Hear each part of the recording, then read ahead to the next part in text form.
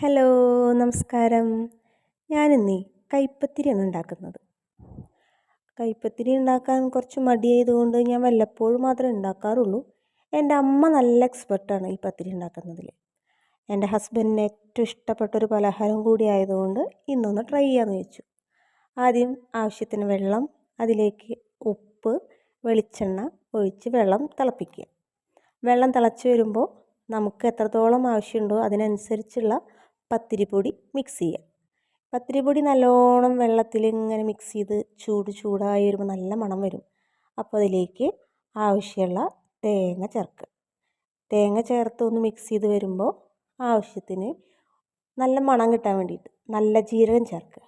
നല്ല ജീരകം ചേർത്ത് നല്ലോണം മിക്സ് ചെയ്യുക. കുറച്ച് നേരം ഒന്ന് മിക്സ് ചെയ്ത് നിൽക്കണം, കട്ട പിടിക്കാണ്ട് മിക്സ് ചെയ്തിട്ട് നല്ലോണം വെള്ളം വറ്റി കഴിഞ്ഞതാ ഈ പരുവാകുമ്പോൾ ഇറക്കി വയ്ക്കുക. ഒരു ചെറിയ ചൂടോടെ തന്നെ വേണം ഇത് കുഴയ്ക്കാൻ, എന്നാലേ നല്ല ഭംഗിയിൽ കിട്ടുള്ളൂ. അല്ലെങ്കിൽ ആ കയ്യിലൊക്കെ ആകെ ഒട്ടിപ്പിടിക്കും. അപ്പോൾ ചെറിയ ചൂടോടൊക്കെ കൂടെ ചെറിയ ചെറിയ ഉരുളകളാക്കുക. എൻ്റെ കയ്യിൽ ഒതുങ്ങണ ചെറിയ ഉരുളയാണ് ഞാനാക്കുന്നത്.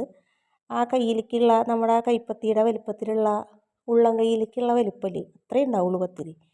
അപ്പോൾ പത്തിരി എൻ്റെ ഒരു ഇതിനനുസരിച്ചാണ് ഞാൻ പരത്തുന്നത്. നല്ലോണം പരത്തി നല്ല ഭംഗിയൊക്കെ ആക്കിയിട്ട് ദോശക്കല്ലിലാണ് ഞാൻ ചുട്ടെടുക്കാറ്.